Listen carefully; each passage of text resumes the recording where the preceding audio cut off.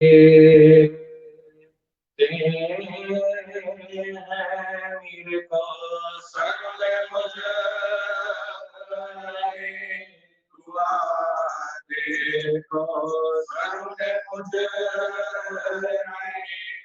دعا دے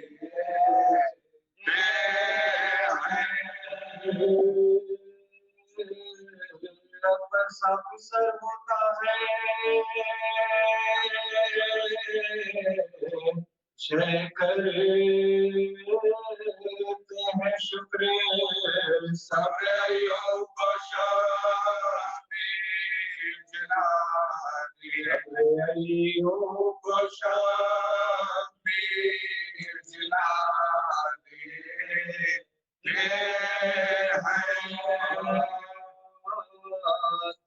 کہتی ہے دنیا میں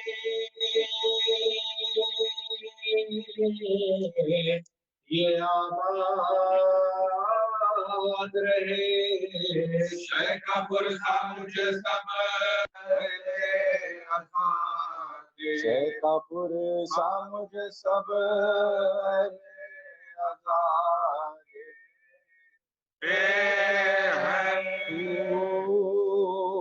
پوچھتا ہے جو کوئی کس نے کمر کو توڑا شاباش لاش کو بتا دے شاباش لاش کو بتا دے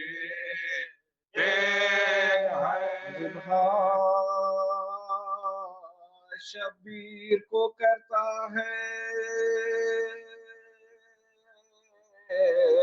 لئی خانجر سے بوسے القوم پا محبوبے خدا دے بوسے القوم پا محبوبے خدا دے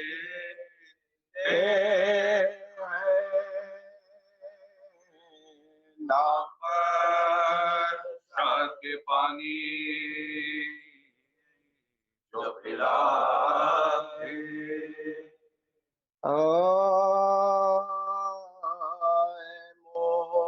مومنو حسین پا شدت کی پیاس ہے جنگل میں فاطمہ کا پسر بے حواس ہے یا ورنہ کوئی ہے نا کوئی بھائی پاس ہے لاشیں اٹھا کے لانے سے مولا اداس ہے لاشیں اٹھا کے لانے سے مولا اداس ہے لو چل رہی تھی پیاس تھی وقت زوال تھا بے چین رن میں دھوپ سے ذرا کلال تھا بے چین رن میں دھوپ سے ذرا کلال تھا اے مومنو خیال کرو دل میں تم ذرا وہ پیاس اور وہ زخم وہ صحرائے کربلا وہ سامنے کی دھوپو زخموں کا منہ کھلا وہ لو سے پھٹا زخموں کا وہ درد وہ لو سے پھٹنا زخموں کا وہ لو جفا کیا دکھ اٹھائے فاطمہ کہ نور عین آفت سے تمہارے لیے یہ حسین آفت سے تمہارے لیے یہ حسین آدھا سے کہہ رہے تھے یہ مولا غریبو اللہ کے حبیب کا یارو حبیب ہو ایک دم میں دم نکلتا ہے اب ان قریب ہو زخمیوں بے گناہ واپس نصیب ہو زخمیوں بے گناہ واپس نصیب ہو جس کے کلمہ گو ہو میں اس کا نواسا ہو پانی پلا کے ذبح کرو یارو پیاسا ہو پانی پلا کے ذبح کرو یارو پیاسا ہو کہتے تھے یہ حسین کے ایک زلزلہ ہوا ساتوں طبق زمین کے ہلے آسمان ہلا ناگائی فاطمہ زہرا کی یہ صدا وقت نماز عصر بھی نزدیک آ گیا وقت نماز عصر بھی نزدیک آ گیا اس لیے میں جو کیا تھا وہ وعدہ وفا کرو جھکر سے شکر کا سجدہ ادا کرو جھکر سے شکر کا سجدہ ادا کرو جس دم لے دور سے دیکھا یہ ماجرا شمرے لئی کو پاس بلا کر یہ تب کہا سبتے رسول خاپا بے ہوش ہے پڑا کیا دیکھتا ہے وقت پھر احسان آئے گا کیا دیکھتا ہے وقت پھر احسان آئے گا زخموں سے چور ہے تانے اثروں سے ہاں جلد جا کے کاٹ لے افسر حسین کا ہاں جلد جا کے کاٹ لے افسر حسین کا یہ مژدہ سن کے آ گیا لالچ میں وہ نہیں خنجر پکڑ کے آیا قریب امام دی چھاتی پاؤں رکھ کے چڑھائی جو آستی تب نور چشم فاطمہ نے آنکھیں کھول دے تب نور چشم فاطمہ نے آنکھیں کھول دیکھا تو کوئی دوست پہلے خنجر گلے پسینے پہ قاتل سوار ہے خنجر گلے پسینے پہ قاتل سوار ہے فرمایا شین کون ہے تو ایسی کام شیار کیوں میرے زخمی سینے پا کر ہوا سوار خنجر میرے گلے پہ جو رکھتا ہے بار بار سمجھائے کس خطا میں مجھے تو گناہ گار سمجھائے کس خطا میں مجھے تو گناہ دیتا ہے رنج رو رسالت بنا بات کرنے آیا ہے مجھ پہ گناہ کو بات کرنے آیا ہے مجھ پہ گناہ کو اس پر بھی کچھ نہ دل میں لئی کے اثر ہوا خنجر سے کاٹنے لگا مظلوم کا گلا خنجر سے کاٹنے لگا مظلوم کا گلا اس وقت آئی فاطمہ زہرا کی یہ صدا اے شمر میرا لال بے جرم بے خطا اے شمر میرا لال بے جرم بے ظلم مصطفیٰ کے نواسے کیا خنجر نہ پہ بھوکے کے پیاسے کیا خنجر نہ پہ بھوکے کے پیاسے کیا میں نے بڑے دکھوں سے پالا حسین کو میں نے بڑے دکھوں سے پالا حسین کو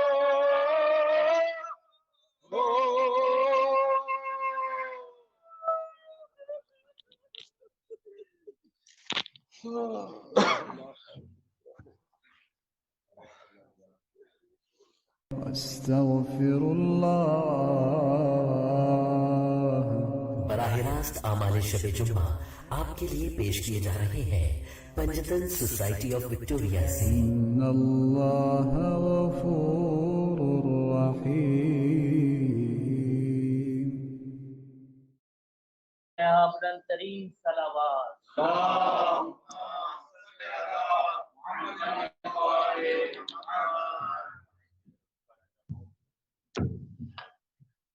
پر محمد اہل بیت محمد صلوات۔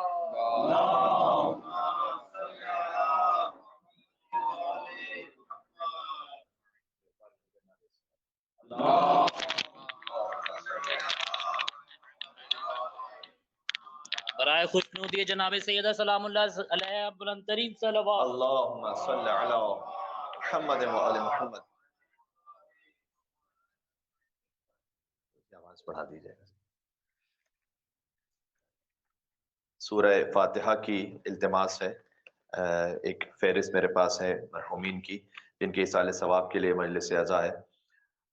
سب سے پہلے الحاج سید مرتضی حسین بلگرامی ابن سید ابو محمد بلگرامی جن کی پہلی برسی ہے، جو دادا تھے جناب برادر حسن بلگرامی اور جناب سجاد بلگرامی کے۔ سید غضنفر حسین تقوی ابن سید شبیر حسین تقوی، فادر ان لا آف برادر آصف جعفری۔ سید غضنفر عباس شاہ ابن سید ملازم حسین شاہ، کزن آف برادر افتخار شاہ جن کا حال ہی میں پاکستان میں انتقال ہوا۔ محمد فدا علی ابن محمد سجاد حسین، انکل آف کوثر نقوی بھائی۔ سید احسن مہدی جعفری ابن سید سیف الحسن جعفری، کزن آف ہما باجی۔ سیدہ ریحانہ کاظمی بنت سید جعفر عباس کاظمی، کزن آف نگت باجی۔ ان کی تدفین پاکستان کے وقت کے مطابق آج رات 8 بجے ہے، تو یعنی یہاں کے 2 بجے، تو جب آپ فجر کے لیے اس سے پہلے نماز شب کے لیے اٹھیں تو آپ سے نماز وحشت کی بھی گزارش ہے ان مرحومہ کے لیے۔ اور مرحوم محمد طفیل، یہ ایک اہل سنت خاتون کے والد جو بہت زیادہ عقیدت رکھتے ہیں اہل بیت اطہار علیہ السلام سے۔ وہ خاتون خود بھی یہاں مجلسوں میں بھی تشریف لاتی ہیں، اور نیاز بھی انشاءاللہ آج وہ کچھ نہ کچھ لے کر آئیں گی اپنے والد صاحب کے ایصال ثواب۔ انہوں نے خاص گزارش کی ہے کہ ان کے والد صاحب کو فاتحہ میں شامل کیا جائے۔ مرحومہ تنظیم فاطمہ، مرحوم شوکت حسین، اور سیدہ در نجف جو پیٹرنل انٹ ہیں کامران جعفری بھائی کی، تو ان تمام مرحومین کو شامل کرتے ہوئے آپ حضرات اپنے مرحومین کے لیے رحم اللہ من قرأ الفاتحہ۔ بسم اللہ الرحمن الرحیم، الحمدللہ رب العالمین، الرحمن الرحیم، مالک یوم الدین، ایاک نعبد و ایاک نستعین، اہدنا الصراط المستقیم، صراط الذین انعمت علیہم غیر المغضوب علیہم ولا الضالین۔ یہ بھی ایک بہت حوصلہ افزا بات ہے اس تناظر میں کہ اب تقریباً کوئی شب جمعہ ایسا نہیں گزرتا مجلس کا جہاں مرحومین کے ایصال ثواب کے لیے باقاعدہ مجلس اعزا نہ ہو۔ تو الحمدللہ مومنین کی تعداد بھی بڑھ گئی ہے اور ان کی شرکت بھی بڑھ گئی ہے ماشاءاللہ سے، اور بلکہ اکثر شب جمعہ تو ایسا ہوتا ہے کہ 3 4 5 مرحومین کے لیے ایک ساتھ ایصال ثواب کی مجلس ہو رہی ہوتی ہے۔ تو اللہ تعالیٰ پی ایس وی کو بھی انشاءاللہ توفیق عطا فرمائے کہ وہ کمیونٹی کی خدمت کر سکیں اور مرحومین کے درجات بلندتر فرمائے۔ ان تمام مرحومین کے ایصال ثواب کے لیے آپ سے گزارش ہے کہ بآواز بلند نعرہ صلوات، اللہم صل علی محمد و آل محمد۔ اعوذ باللہ من الشیطان اللعین الرجیم، بسم اللہ الرحمن الرحیم، وبہ نستعین وہو خیر ناصر و معین، والعاقبۃ للمتقین والجنۃ للموحدین والنار للعاصین، والصلاة والسلام علی اکرم الانبیاء والمرسلین، حبیب الہ العالمین بالقاسم محمد۔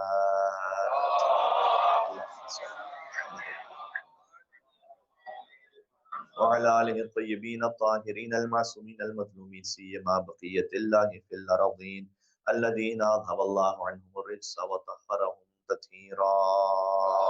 اللهم صل على محمد وعلى محمد، رحمة الله على محبيهم واللعنة الدائمة على أعدائهم أجمعين۔ مرحومین کے ایصال ثواب کے لیے دعا امام زمان علیہ السلام۔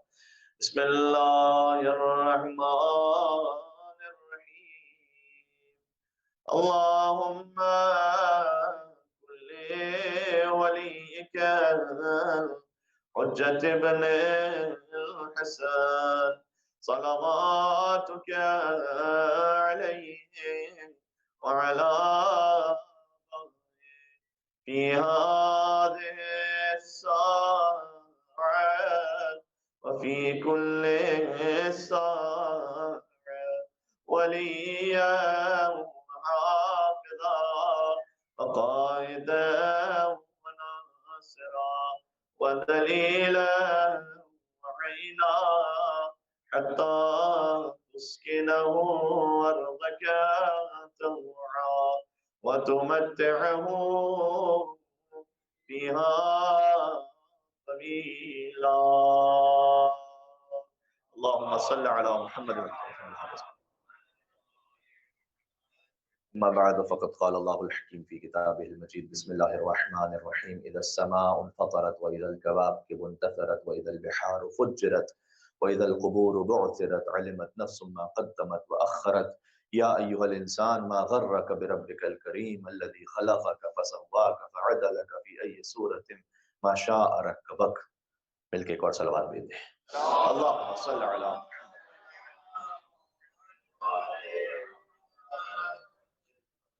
آپ کی اجازت ہو تو نہج البلاغہ کا ایک خطبہ پیش نظر ہے جسے سنانا چاہتا ہوں آپ کی خدمت میں. چونکہ بہت سے مرحومین کے اصال ثواب کے لیے سزا ہے تو مولا علی علیہ السلام نے موت کے بارے میں جو خطبہ ارشاد فرمایا اس میں ہدایت کے بے شمار پہلو ہیں جو کچھ اس ناچیز کے ذہن میں اس وقت آ جائے گا وہ آپ کی خدمت میں عرض کر دوں گا. باقی تو یہ کہ خود مولا کا کلام ہے، خود ہی نور ہے، کلام حکم نور. زیارت جامع کبیرہ میں ہے کہ اہل بیت فقط آپ نور نہیں ہے، آپ کا کلام بھی نور ہے. تو جو کلام نورانی اہل بیت اطہار علیہ السلام اس سے بڑھ کر ہدایت ہو نہیں سکتی. نہج البلاغہ میں یہ خطبہ میرے مولا نے اس آیت کے ذیل میں ارشاد فرمایا کہ ان آیات کی تلاوت اگر آپ کے اذہان میں ہو تو قائم فاؤنڈیشن کی مجلس میں ہم نے ان آیات کی تلاوت کی تھی، اسے سرنامہ کلام بنایا تھا جو سورہ انفطار کی آیات ہے. اذا السماء انفطرت جب آسمان پھٹ پڑے گا، واذا الکواکب انتثرت جب ستارے ٹوٹ ٹوٹ کر گرنے لگیں گے، واذا البحار فجرت جب دریاؤں میں طغیانی آ جائے گی، واذا القبور بعثرت اور قبروں کو کھیڑ دیا جائے گا اور مردوں کو نکالا جا رہا ہوگا، علمت نفس ما قدمت واخرت اس وقت ہر مرحوم کو، ہر مردے کو، جس میں ہم بھی اس وقت شامل ہوں گے، ہمیں خبر ہو جائے گی کہ کیا ہم نے آگے بھجوایا ہے اور کیا دنیا میں چھوڑ کر گئے تھے. علمت نفس ما قدمت واخرت یا ایھا الانسان. اس کے بعد اللہ تعالیٰ نے سوال کیا تو بس اے انسان ما غرک بربک الکریم، کس چیز نے تجھے دھوکے میں رکھا ہوا ہے اپنے اس رب کریم کے مقابلے میں کہ الذی خلقک فسواک فعدلک فی ای صورت ما شاء رکبک، جس نے تجھے خلق کیا، الذی خلقک فسواک بڑا نپا تلا بیلنس بنایا. سواک کا مطلب ہوتا ہے فقط خلق نہیں کیا بلکہ بیلنس بھی بنایا اللہ سبحانہ وتعالیٰ نے. اگر اللہ سبحانہ وتعالیٰ نے دیکھیں یہ خود جو اللہ نے جو ہماری جسم کو خلق کیا ہے، زعمت انک جرم صغیر وفیک انت والعالم الاکبر، میرے مولا نے فرمایا کہ کیا تو نے یہ سمجھا ہوا ہے کہ تو ایک چھوٹا سا جسم ہے، وفیک انت والعالم الاکبر، اللہ نے تیرے اندر بہت بڑی کائنات کو چھپا کے رکھا ہوا ہے اسی ایک جسم کے اندر. اس کی آنکھوں پہ غور کیجیے اللہ سبحانہ تعالیٰ نے کیسے خلق کیا ہے. اللہ تعالیٰ نے نظام تنفس، ریسپیریٹری سسٹم کیسے خلق کیا ہے، ڈائجیشن سسٹم کیسے خلق کیا ہے، ریپروڈکشن سسٹم کیسے، یعنی ایک ایک چیز جو ہے اللہ سبحانہ وتعالیٰ نے بہت فسوا کا جو بیلنس ہو سکتا تھا، اشرف المخلوقات ہونے کا جو تقاضا تھا ویسا انسان کو عطا فرمایا ہے. ایک چھوٹی سی آنکھ کی مثال آپ لے لیجئے گا، یعنی ہماری جو فور ہیڈ ہے اس پر جو لائنز بنتی ہیں، وہ جب لائنز بنتی ہیں تو وہ اس طرح سے لائنز بنتی ہیں، ایسے لائنز نہیں بنتی ہیں، ٹھیک ہے نا، یعنی وہ ہارزنٹل ہے، وہ ورٹیکل نہیں ہے. تو اس لیے کہ اگر وہ ورٹیکل ہو جاتی اس طرح سے لائنز تو جو پسینہ تھا وہ سیدھا آ کے آپ کی آنکھوں میں چلا جاتا. تو اللہ تعالیٰ نے لائنز کو ایسے رکھا ہے کہ وہ پسینہ بہتے ہوئے یہاں سے گزر جاتا ہے. چھوٹی سی بات ہے، یعنی اللہ تعالیٰ نے یہ جو ایک ایک شے جو ہم کہتے ہیں بھائی لائن ایسے کیوں بن رہی ہے تو ویسے کیوں نہیں بن رہی، اس میں بھی ہزارہ مسئلے آتے ہیں. اللہ سبحانہ وتعالیٰ نے کتنی محافظت فرمائی ہے، ابرو عطا کی ہیں، پلکیں عطا کی ہیں. اس کے بعد میں ایک جگہ ریسرچ میں پڑھ رہا تھا کہ ہم آنکھ ظاہر بند کر لیتے ہیں تو ہمیں کچھ نظر نہیں آتا، لیکن اللہ سبحانہ وتعالیٰ نے اونٹ کو یہ صلاحیت عطا کی ہے کہ اس کو ایک ایسا پردہ عطا کیا ہے کہ جب وہ بند بھی کر لے اسے تو اس کے لیے ٹرانسپیرنٹ ہے. یعنی ہم جب آنکھوں کو بند کرتے ہیں تو ہم دیکھ نہیں پاتے، لیکن اللہ تعالیٰ نے اس کے لیے جو آنکھوں کا پردہ خلق فرمایا ہے وہ ٹرانسپیرنٹ ہے، اس لیے کہ اسے ڈیزرٹس میں سفر کرنا ہوتا ہے، اس میں طوفان بہت سے آتے ہیں. بات واضح ہو رہی ہے؟ اللہ اکبر، مل کے صلوات بھیجیں. اللہم صلی علی محمد.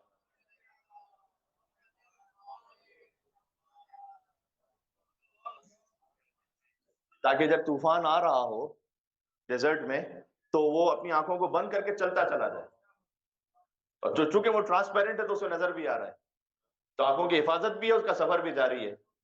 اب سمجھ میں آیا اللہ سبحانہ وتعالیٰ نے قرآن میں کیوں کہا فَلَا يَنْظُرُونَ إِلَى الْإِبِلِ كَيْفَ خُلِقَتْ، کیا تم نے غور نہیں کیا کہ ہم نے یہ اونٹ کو کیسا خلق کیا ہے؟ وَإِلَى السَّمَاءِ كَيْفَ رُفِعَتْ، یہ بھی اللہ کی شان ہے. یعنی عرب سادہ اپنی فقط صحرا کی سواری کو دیکھے تب بھی وہ اللہ تک پہنچ جائے اونٹ کے ذریعے سے. اور اگر کوئی سائنسدان، کوئی فلسفی، کوئی بہت بڑا علم فلکیات کا ماہر، وہ بھی جب غور کرے وَإِلَى السَّمَاءِ، اسی آیت میں فرمایا کہ ہم نے اونٹ کو کیسا خلق کیا، کیا تم یہ نہیں دیکھتے کہ ہم نے آسمانوں کو کیسے بلند کیا ہوگا جو بغیر ستون کے بلند ہیں. ٹھیک ہے، تو یہ اللہ تبارک اللہ احسن الخالق، کتنا بہترین ہے تمہارا خلق کرنے والا پروردگار، یہ خالق کائنات. تو اللہ تعالیٰ نے فرمایا فسواک، ہم نے تمہیں بیلنس بنایا. اس کے باوجود بھی اے انسان تجھے کس چیز نے اپنے کریم پروردگار کے سامنے مغرور بنا دیا، جس نے تجھے خلق کیا اور بیلنس بنایا. فعدلک، متوازن بنایا، عدل کے ساتھ بنایا. یہ صورت ما شاء رکب، جس صورت میں چاہ تجھے ڈالا. یہ جو ہے نا کہ انسان کیوں مغرور بن جاتا ہے، اس کے لیے پھر میرے مولا نے اس آیت کے ذیل میں خطبہ ارشاد فرمایا. اب نہج البلاغہ سے بڑھ کر کوئی تفسیر قرآن ممکن نہیں ہے. یہ بات پہنچ گئی آپ تک، میں نے کیا عرض کیا ہے؟ نہج البلاغہ سے بڑھ کر کوئی تفسیر قرآن ہے ہی نہیں.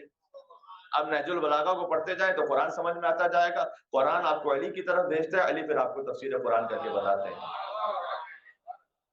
کہ قرآن میں مل کے صلوات بھیجتے، قرآن صامت، قرآن ناطق، علی ابن ابی طالب علیہ السلام.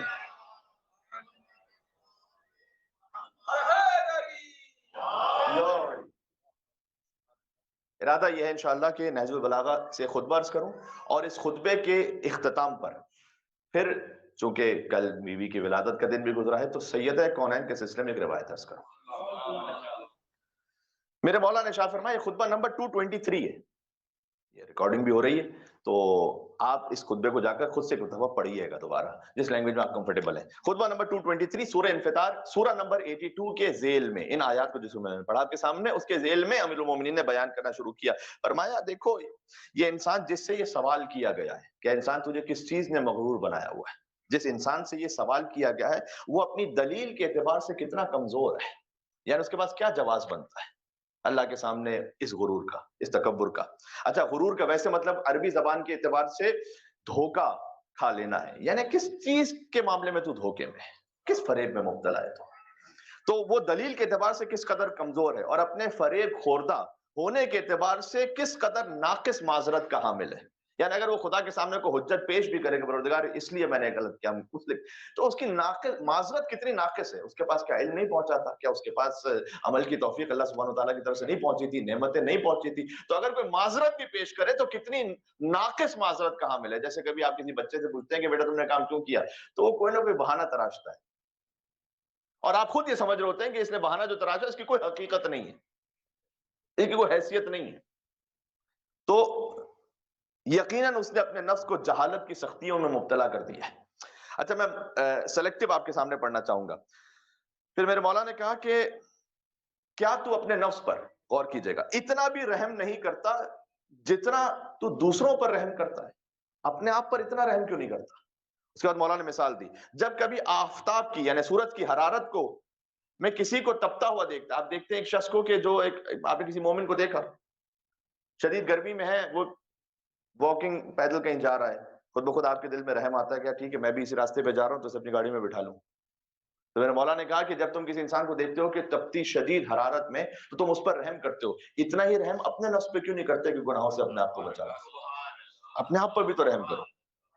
ایک ہے حق اللہ، ایک ہے حق الناس، پھر ایک اپنا آپ کا بھی تو حق ہے اللہ تعالیٰ نے جو ڈیوٹی رکھی ہوئی ہے. ٹھیک ہے، اور پھر فرمایا کہ جب تم کسی کو درد میں مبتلا دیکھتے ہو تو اس کے حال پر تم رونے لگتے ہو، یعنی اس کے تم فکر مند ہو جاتے ہو. یہ ایک اچھے انسان ہونے کی علامت ہے. تو پھر کس شے نے تجھے خود اپنے مرض پر صبر دلا دیا ہے. جب کسی اور کو مریض دیکھتے ہو تو تمہیں تکلیف ہوتی ہے کہ اس کے لیے تم علاج کرو. یہ خود حب دنیا بھی تو ایک مرض ہے. اس مرض میں کس نے تمہیں مطمئن کر دیا کہ تم اس کا علاج نہیں کرتے. سیدنا انہوں نے فرمایا اور اپنی مصیبت پر تم کیوں سکون اور اطمینان کے ساتھ بیٹھے اور اپنے نفس پر رونے سے کس چیز نے تجھے روک دیا ہے. اچھا غور کیجئے گا، اس امر کا تصور کر کے، اس امر کا تصور کرو، مولا کہہ رہے ہیں کہ کس طرح اللہ تعالیٰ دوسروں کی طرف جو تو منہ موڑ لیتا ہے اس کے باوجود بھی وہ تیری طرف متوجہ رہتا ہے، وہ تجھ سے نہیں منہ موڑتا. ایک حدیث قدسی میں ہے کہ اے میرے بندے، جب تو مجھے پکارتا ہے تو ایسا محسوس ہوتا ہے جیسے گویا تیرے پکارنے سے یا ہماری دعاؤں سے ہماری نمازوں سے کہ خدا کے علاوہ ہمارے بہت سارے رب ہیں نعوذ باللہ. اور اللہ نے کہا کہ لیکن جب میں تیری سنتا ہوں تو میں تیری ایسے سنتا ہوں جیسے تیرے سوا میرے کوئی اور بندہ ہی نہیں ہے. جبکہ اصل معاملہ بالکل برعکس ہے. اگر آپ غور کریں کہ میں کیا کہنا چاہ رہا ہوں.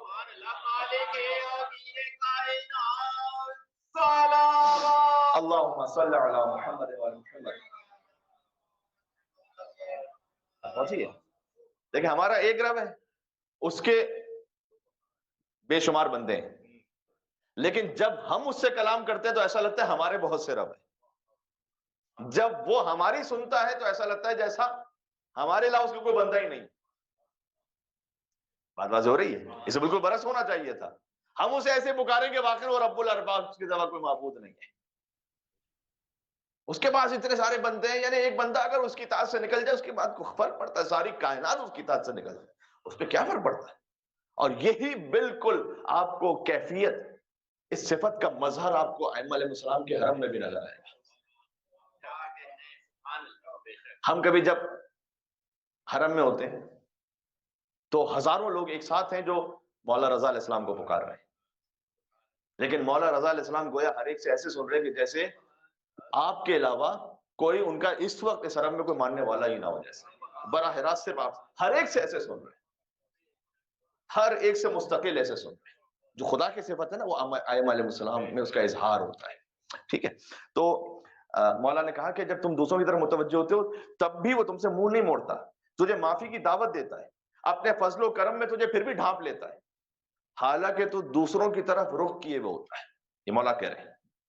وہ بلند و بالا ہے, وہ صاحب قوت ہے, وہ اس قدر کرم فرماتا ہے, اور تو ضعف و ناتوان انسان ہے, پھر بھی اس کی معصیت کی جرت رکھتا ہے. یہ علی کا انداز ہے. بہرحال خیر, مجھ پڑھنے والی کی تو کوئی حیثیت اور اوقات ہی نہیں, پھر بھی کہیں نہ کہیں کوئی نہ کوئی اثر کلام امیر المومنین کی وجہ سے پیدا ہو جاتا ہے. جب امیر المومنین خود براہ راست لسان اللہ ناطق جب خطبہ ارشاد فرما رہے ہوں جن انسانوں کے سامنے, مسلمانوں اور مومنین کے سامنے, تو ان پر کیا کیفیت ہوتی ہے؟ خطبہ حمام میں تو اس کی روح ہی پرواز کر گئی. امیر المومنین نے جب صفات متقین کو بیان کیا, اس کی تو روح پرواز کر گئی. اور پھر میرے مولا نے کہا کہ واقعی جو صاحبان دل ہیں اور اہل تقوی ہیں ان پر نصیحت ایسے ہی اثر کیا کرتی ہے. سبحان اللہ. اس کے بعد میرے مولا نے فرمایا کہ نہ وہ اپنے فضل و کرم سے تجھے روکتا ہے, ہاں سبحان اللہ, نہ ہی تیرے پردے کو فاش کرتا ہے. کیا کریم پروردگار ہے. ایک تو فضل و کرم بھی نہیں روکتا, دوسرا پردے کو بھی نہیں فاش کرتا.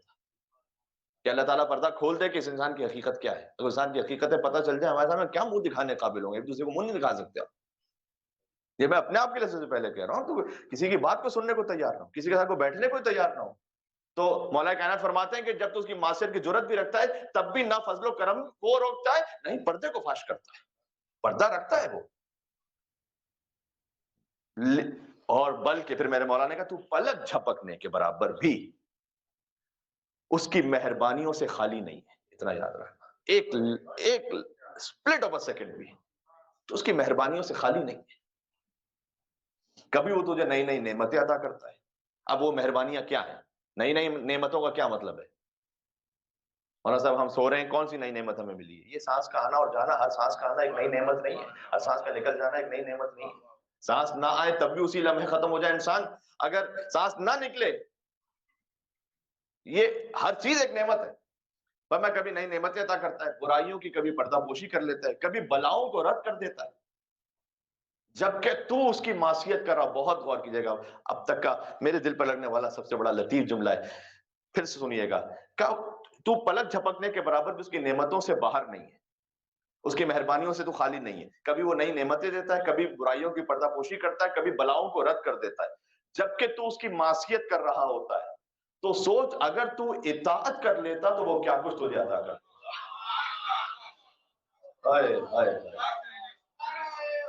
یہ امیر المومنین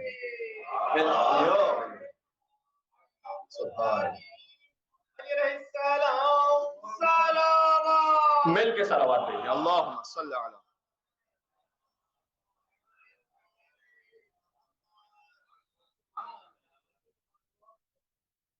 اس لیے میں عرض کر رہا ہوں کہ اس خطبے کو ایک مرتبہ پھر آپ جا کر پڑھیے گا ایک دفعہ, تاکہ اچھی طرح سے ذہن میں رہ جائے اس کے مطالب انشاءاللہ امیر المومنین کے صدقے میں حل ہو جائے، ہماری روح کا حصہ بن جائے انشاءاللہ۔ تو مولانا نے کہا جب تو معصیت کرے تب وہ اتنا عطا کر رہا ہے، سوچ اطاعت کرتا تو کیا دے دیتا وہ، کیا کچھ نہیں عطا کرتا، سبحان اللہ۔ اور یہیں سے ایک بات ذہن میں اس وقت آ گئی کہ 20 فیبروری انشاءاللہ قبرستان میں جو منتھلی ایک مجلس ادا ہوتی ہے مرحومین کے سال ثواب کے لیے، وہ 20 فیبروری کو ہے 3:30 بجے، اور اس میں انشاءاللہ ہمارا ارادہ یہ ہے کہ مولا نے سورہ تکاثر الہاکم التکاثر حتی زرتم المقابر کے سلسلے میں جو نہج البلاغہ میں خطبہ ارشاد فرمایا میں آپ کے سامنے سناؤں گا، وہ انشاءاللہ اس قبرستان کی مجلس میں سناؤں گا انشاءاللہ سے۔ اس خطبے کے لیے اپنے ابی العدید معتزلی نے لکھا ہے کہ خدا کی قسم میں نے اس خطبے کو 1000 مرتبہ پڑھا ہے۔ یہ ہم نے کبھی مجلسوں میں کہا نا کہ اس نے خطبے کے بارے میں کہا میں نے 1000 مرتبہ پڑھا، اور ہر مرتبہ میں نے نئی خشیت، نیا خوف، نئی نصیحت کو محسوس کیا ہے۔ 1000 مرتبہ آپ کسی کے کلام کو پڑھیں تو 1 دفعہ 2 دفعہ 3 دفعہ 10 دفعہ 20 دفعہ آپ کو کوئی بہت منقبت پسند بھی ہے، آپ نے 25 دفعہ 100 دفعہ سن لی، اس کے بعد کہیں گے کوئی اور منقبت لگاؤ۔ یہ امیر المومنین کے کلام کا اثر ہے، 1000 مرتبہ کہتا ہے میں نے پڑھا ہے، میں نے ہر بار ایک نئی نصیحت، نئی خوف خدا کو محسوس کیا ہے۔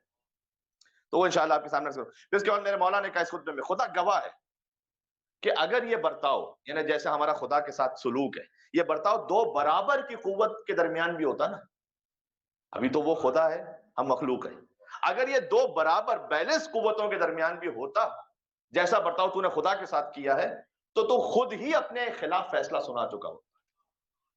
اے ہائے، یعنی جیسا ہم خود، یعنی امیر المومنین سادہ الفاظ میں کہ جیسے ہم خدا متعال کے ساتھ مجھے لفظ کہنے سلوک کرتے ہیں، اگر برابر کے کوئی پارٹنر بھی ہوتے اور ہم نے اتنی مرتبہ اسے دھوکہ دیا ہوتا اور اتنی مرتبہ وعدہ خلافی کی ہوتی، تو برابر کا بھی اگر معاملہ اگر ہم کسی کے ساتھ ایسا کر رہے ہوتے، وہ تو خالق ہے، تب بھی ہم خود ہی اپنے خلاف فیصلہ سنا چکے ہوتے کہ یار میں کیسا پارٹنر ہوں۔ جبکہ میرے مولا نے کہا کہ وہ معبود ہے، تم حق دو۔ پھر فرمایا ہائے ہائے ہائے، ہر کلام میں امیر المومنین میں ایک داستان چھپی ہوئی دنیا۔ مولا نے کہا میں سچ کہتا ہوں، علی کو کہنے کی ضرورت نہیں ہے، علی صدیق اکبر ہیں۔ پھر میرے مولا نے کہا میں سچ کہتا ہوں کہ دنیا نے تجھے دھوکہ نہیں دیا۔ اتنا مزے میں نہیں رہنا کہ اچھا دنیا نے مجھے دھوکہ دیا میں کیا کرتا۔ میرے مولا نے کہا دنیا نے تجھے دھوکہ نہیں دیا، تو نے خود دنیا سے دھوکہ کھایا۔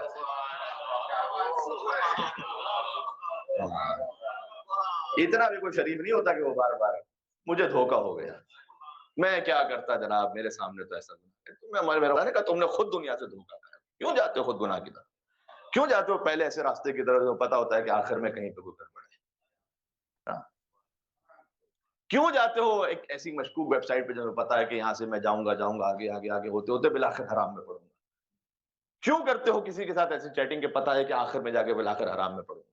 میرے مولا نے کہا کہ دنیا نے تجھے دھوکہ، تو نے خود دھوکہ کھایا ہے، خود بھی اس نے تو نصیحتوں کو کھول کر تیرے سامنے رکھ دیا تھا اور تجھے ہر چیز سے برابر آگاہ کیا تھا، اور اس نے جسم پر جن نازل ہونے والی بلاؤں کا وعدہ کیا تھا، اور جو جسم کی طاقت میں جو کمزوری واقع ہوتی ہے آہستہ آہستہ اس کی خبر پہلے سے دے دی تھی۔ اچھا سبحان اللہ، اب میں تھوڑا سا آگے بڑھ جاتا ہوں۔ اچھا کہاں دنیا نے ہمیں نصیحت کر دی تھی، جو میرے مولا کہہ رہے ہیں کہ اس نے تو کھول کر نصیحتوں کو تمہارے سامنے رکھ دیا تھا، کہاں؟ میرے مولا نے آگے سمجھایا اگر تو نے اس دنیا کے گرے پڑے مکانات اور غیر آباد منزلوں کو پہچان لیا ہوتا تو یہ کیا نصیحت نہیں تھی؟ یہ کتنے مکانات جو آباد تھے اب غیر آباد ہیں، یہ نصیحت نہیں تھی کیا؟ میرے مولا کہہ رہے ہیں نصیحت تو تھی، دنیا نے کھول کے رکھ تو دیا تھا سامنے، پھر کس بات پہ اپنے گھر پہ غرور ہے؟ اگر تو نے یہ پہچان لیا ہوتا تو پھر یہ دیکھ لیتا کہ وہ اپنی یاد دہانی اور بلیغ ترین نصیحت میں تجھ پر کس قدر مہربان ہے، یعنی اس کی نصیحت بہت واضح ہے، رسا ہے، بلیغ ترین ہے، رسا ہے، آسانی سے پہنچنے والی ہے۔ بس ختم کر رہا ہوں بات۔ میرے مولا نے کہا اب نصیحت فرمائی خود علی نے، کہ یہ دنیا اس کے لیے بہترین گھر ہے، دنیا کی ہمیشہ مذمت نہیں، دنیا کچھ لوگوں کے لیے بہترین گھر بھی ہے۔ کن لوگوں کے لیے؟ سن لیجئے گا، کہ یہ دنیا اس کے لیے بہترین گھر ہے جو اس کو گھر بنانے پہ راضی نہ ہو، اس کے لیے بہت اچھی جگہ رہنے کی۔ اللہ اکبر، اللہم صلی علی محمد۔ علی بول رہے ہیں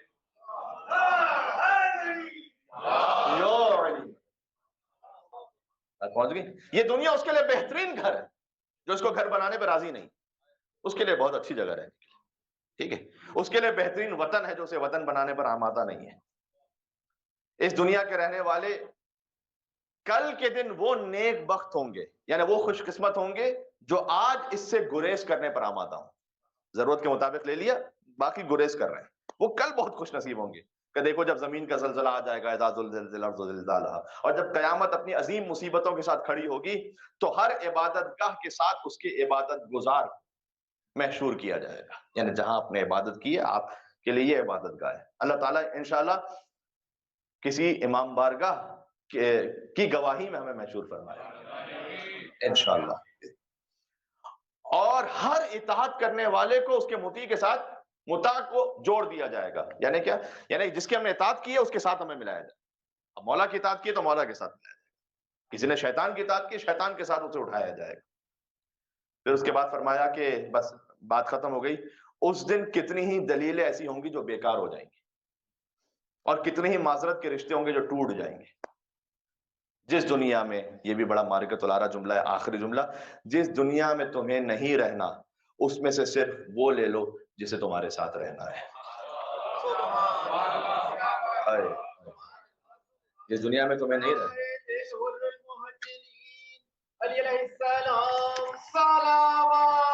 اللہم صلی علی بات پہنچ گئی. ایک مل کر اور صلوات بھیجے. نام ہے امیر المومنین علی ابن ابی طالب علیہ الصلوۃ والسلام.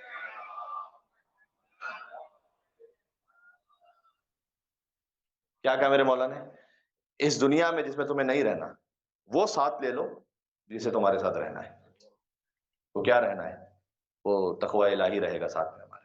وہ جو اعمال کیے تھے وہ ساتھ میں رہیں گے. تقوی کا خلاصہ یہ جو کچھ اللہ کے لیے خلوص نیت کے ساتھ کیا تھا، جو بندگان خدا کے لیے خلوص کے ساتھ کیا تھا. لوگوں میں آسانیاں خلق کرنے والے بنے، آسانیاں آگے پہنچانے والے بنے. وہ رازق ہے، آپ بھی آگے پہنچانے والے بنے. ٹھیک ہے؟ یہ دنیا سے لے لیجیے. یہ ایک اچھے کام ہے، یہ خیر کے کام ہے، یہ ساتھ رہ جائیں گے. اچھا، یہ انذار ہو گیا، یہ امیر المومنین کا خطبہ ہے. اس میں مولانا نے سخت نصیحت فرمائی. اس کے بعد بشارت بھی ہے. بشارت ہے بیوی کے چاہنے والوں کے لیے. اب میں چاہتا ہوں کہ وہ آپ کے سامنے روایت سنا دوں. اور کیونکہ کل ولادت کا دن گزرا ہے تو باقاعدہ شاید مصائب کی طرف نہ جاؤں، لیکن اس میں فضائل بھی ہیں اور مصائب بھی ہیں. قیامت میں بیوی کیسے تشریف لائیں گی اس کے لیے آپ نے بہت سی روایات کو سنا ہے، لیکن یہ روایت ذرا سنیے گا. یہ ایک عجیب کیفیت کو بیان کر رہی ہے.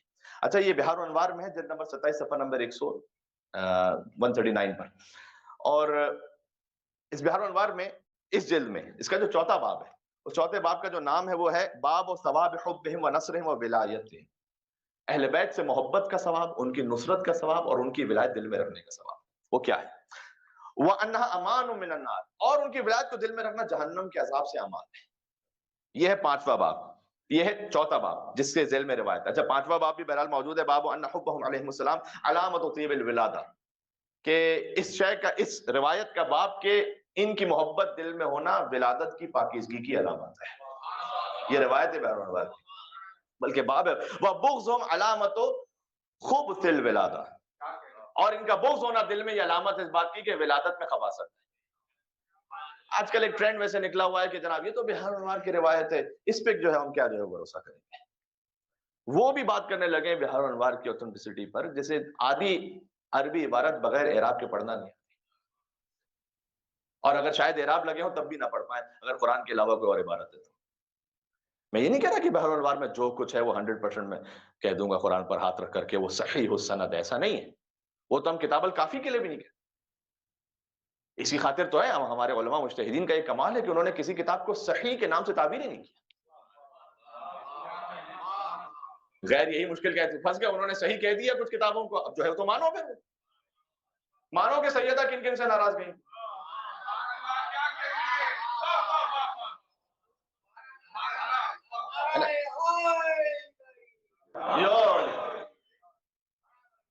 یا تو یہ مانو کہ سیدہ کن سے ناراض گئی تھی، یا کتاب مانو کہ وہ صحیح نہیں ہے. بلاخر فیصلہ کرو. تو ہاں، لیکن کسی بھی روایت کو یہ کہہ کہ جناب یہ تو اس کتاب میں اس لیے ہم قبول نہیں کرتے، آپ کے پاس کیا اس کے مقابل کے لیے کوئی اور روایت موجود ہے جو آپ یہ تبصرہ فرما رہے ہیں؟ کیا آپ نے علم الحدیث پڑھا ہوا ہے، علم رجال پڑھا ہوا ہے، یا کم از کم ان علماء کی صحبت میں بیٹھے ہوئے کہ ان کے بعد یہ تبصرہ فرما؟ ایسا نہیں ہو سکتا. امام عوام الناس کی بات کرو جو عربی پڑھ نہیں سکتے کسی کتاب سے، اور وہ بھی تبصرہ فرما دیتے کہ جناب یہ تو بہار و انوار کی روایت ہے تو غلط. کس نے کہہ دیا غلط ہو؟ آپ کے پاس کیا کوئی قرآن کی آیت کو سنت قطعیہ اور موجود ہے جو اسے ٹکرا رہی ہے؟ اور اگر وہ ٹکرا رہی بھی ہے تو وہ صحیح ہے کہ یہ صحیح ہے، یہ روایت، اس کے سپورٹ میں کون سی روایت ہے، سب دیکھ کے آپ بات کر رہے ہیں. اس طرح سے کہنا نہیں چاہیے، یہ مناسب رویہ نہیں. اچھا میں روایت سناتا ہوں حضرت ابوذر سے، تو وہ کہتے ہیں کہ میں نے دیکھا سلمان کو اور بلال کو کہ وہ دوڑے دوڑے چلے جا رہے تھے رسول اللہ کی طرف، اور جب رسول اللہ کی خدمت میں وہ پہنچے تو اذن سلمان علی قدم رسول اللہ، تو سلمان جو ہے وہ رسول اللہ کے قدموں میں گر گئے. تو حضور نے اٹھایا سلمان کو اور کہا کہ نہیں سلمان، ویسے سلوک نہ کرو کہ جیسے عجم کے جو بادشاہ ہیں وہ اپنے رعایا کو سلوک کرواتے ہیں، ویسا اس طرح سے نہ کرو. ٹھیک ہے، ہر کائنات کے بادشاہ ہیں، ٹھیک ہے، لیکن حضور نے اس وقت کہا کہ نہیں ایسے میرے قدموں میں نہ گرو، چونکہ یہ بادشاہوں کا اور جو سلطنت رکھنے والے تھے شہنشاہ، ان کی ایک اتھارٹی کو ظاہر کرنے کے لیے یہ انہوں نے طریقہ کار اختیار کیا ہوا تھا، تو ڈکٹیٹرشپ کو ظاہر کرنے حضور نے کہا نہیں، اٹھایا پہ. اچھا تھوڑا سا سلمان کو بظاہر ایسا لگتا ہے کہ محسوس ہوا کہ جیسے حضور کو کچھ ناگوار گزرائی، تو سلمان جانتے تھے کہ مجھے حضور کو خوش کیسے کرنا ہے، تو فوراً یہ فرمایا کہ یا مولایا، اے میرے مولا یعنی یا رسول اللہ، سألتک باللہ، میں آپ کو خدا کا واسطہ دے کر ایک سوال کرتا ہوں، الا اخبرتنی بفضل فاطمہ یوم القیامہ، کیا آپ مجھے بی بی فاطمہ کی کوئی فضیلت سنا دے قیامت کو. آپ سلمان جانتے ہیں کہ حضور کو راضی کرنے کا طریقہ کیا ہے، حالانکہ نہ کوئی موضوع ہے نہ کوئی بات ہے. دفتن سلمان نے کہا میں آپ کو خدا کا واسطہ دے کر یہ سوال کرتا ہوں کہ آپ قیامت کے دن مجھے بی بی فاطمہ کی کوئی فضیلت سناتے ہیں. سبحان اللہ. اس کے بعد حضور نے سنا، اچھا کیا بات ہے، حضور ضاحکن مستبشرن، روایت میں وقت بھی ہو گیا ہے میں چھوڑ رہا ہوں آہستہ آہستہ. حضور نے جیسے بی بی کا نام سنا تو وہ ہنسنے اور مسکرانے لگے، بالکل راضی ہو گئے، فقط نام ہے فاطمہ سلام اللہ علیہ. بھائی ایک مل کے صلوات اور بھیجیں، میں روایت آگے سناتا ہوں. اللہم صلی علی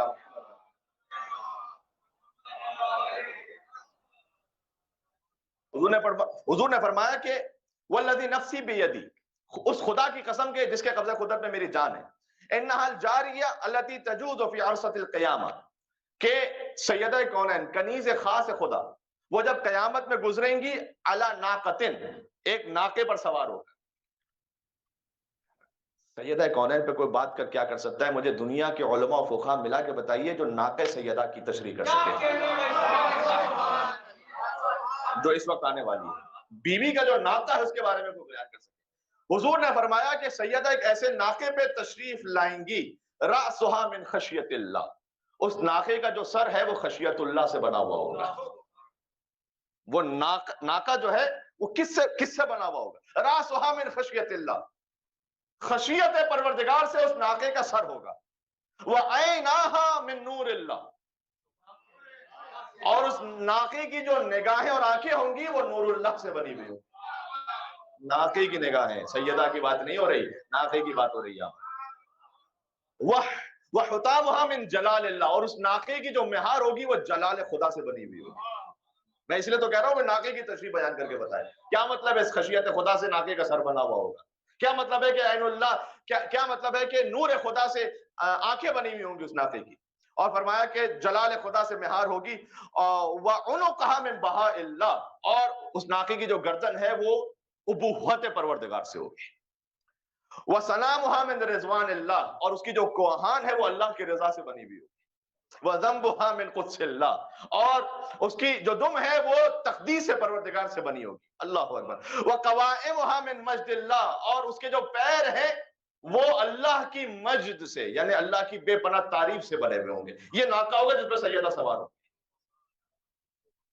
ان مشت سبحت، جب وہ ناقہ چلے گا تو تسبیح پروردگار کر رہا ہوگا. ناقہ، ابھی ناقے کے فضائل پڑھ رہے ہوں. وَإِن رَغَتْ قَدَّسَتْ، اور جب وہ تیز دوڑے گا تو تقدیس کرتا ہوا دوڑے گا. حَوْدَجٌ مِّن نُورٍ، اور اس پر ایک نور کا حوض ہوگا.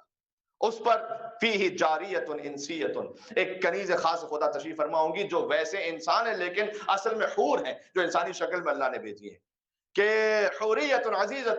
اس کے بعد فرمایا کہ اس تخلیق کے کیا کیا مراحل ہیں اسے بھی بیان فرمایا. اور پھر میں اس مختصر کر رہا ہوں اس بات کو، مگر اتنا فرمایا کہ بیوی کی شان یہ ہوگی کہ اگر اگر فقط، میں لفظ ہے روایت کا اس لیے کہہ رہا ہوں، اگر لعاب دہن میں سے بی کے وہ 7 سمندروں میں سے ایک لعاب دہن 7 سمندروں میں ڈال دیں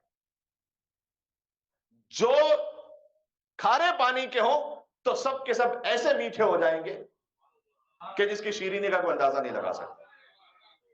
بس بات ختم کر رہا ہوں. اور فرمایا کہ اگر ان کے ناخن، اردو پڑھنا پڑا، اگر ان کے ناخن کا فقط ایک حصہ ظاہر ہو جائے دنیا پر، اس کی جو حقیقت ہے، تو فرمایا کہ یکش الشمس والقمر، سورج اور چاند کو غش آ جائے. روایت پڑھو، قیامت میں بی ایسے آئیں گے، جبرائیل عن یمینہا، جبریل اس ناقے کے دائیں طرف ہوں گے، میکائیل عن شمالہا، میکائیل بائیں طرف ہوں گے، وعلی امامہا، علی ابن ابی طالب آگے ہوں گے، والحسن والحسین. بات ختم ہوگی. اللہم صلی علی محمد وعلی محمد. حسن اور حسین اس ناقے کے پیچھے ہوں گے. روایت مکمل کر دوں، اور خدا کی حفاظت میں ناقہ آگے بڑھ رہا ہوگا کہ پھر آواز آئے گی کہ اہل محشر اپنی آوازوں کو جھکا دو اور گردنوں کو نیچے کر لو. یہ فاطمہ بنت محمد ہیں کہ جو رسول اللہ کی بیٹی ہیں اور زوجہ امیر المومنین ہیں اور حسن اور حسین کی ماں ہیں، اور یہ جب گزر رہے ہوں گی صراط سے تو 2 انتہائی سفید رنگ کی چادروں میں وہ ناقہ اسے ڈھانپ دیا جائے گا، اور جب وہ بی بی جنت میں داخل ہوں گی تو پھر وہ اللہ کی کرامت کو دیکھیں گی، تو اللہ کی کرامت کو دیکھ کر بی بی فرمائیں گے بسم اللہ الرحمن الرحیم، حمد اس پروردگار کی کہ جس نے ہر حزن کو آج ہم سے دور کر دیا ہے، اور وہ غفور ہے اور وہ شکور ہے، اور اس نے ہمیں یہ مقام کرامت عطا فرمایا ہے. اس کے بعد خدا عز و جل کی وحی آئے گی کہ اے فاطمہ اب آپ مجھ سے کچھ طلب کیجئے، میں آپ کو عطا کرنا چاہتا ہوں، اور آپ کو تمنا کیجئے ایسی کہ جس سے آپ راضی ہو جائیں. فتقول، تو بی بی کہیں گی انت المنا وفوق المنا، پروردگار تو ہی میری تمنا ہے، اور تو مجھے کسی تمنا کی ضرورت، تو ہی میری تمنا ہے، تیری ذات ہی میری تمنا ہے. سبحان اللہ. اس کے بعد بی بی کہیں گی اسألک، میں تجھ سے سوال کرتی ہوں، ان لا تعذب محبی، کہ میرے محب کو عذاب نہ دینا پروردگار، ومحب عطرتی بالنار، اور میری عطرت کے محب کو تو عذاب نہ دینا پروردگار. تو بس اللہ کی وحی آئے گی کہ اے فاطمہ وعزتی وجلالی وارتفاع مکان، مجھے میری عزت اور جلال کی قسم، میں نے قسم کھائی ہوئی ہے قبل ان اخلق السماوات والارض، اس سے پہلے کہ میں زمین و آسمان کو خلق کرتا، بألف ایام، 2000 سال پہلے میں نے پہلے ہی قسم کھائی ہوئی ہے اللہ اعذب محبی کا، کہ میں تیرے محب کو عذاب دینے ہی نہیں والا، اور آپ کی محب، آپ کی عطرت کی محب کو میں عذاب نہیں دینے والا ہوں. یہ روایت ہے. ایک طرف سے ہمیں خوف بھی دلایا گیا ہے تاکہ ہم اپنی اصلاح کریں، دوسری طرف سے یہ امید ہے، جو کچھ امید ہے وہ سیدہ کی محبت سے امید ہے، باقی نمازوں سے عبادتوں سے کس کو کیا امید ہے. اور اگر کوئی اس پر امید لگا کے بیٹھا ہوا ہے تو ابھی وہ شیعہ ہی نہیں ہے، اسے پتہ ہی نہیں ہے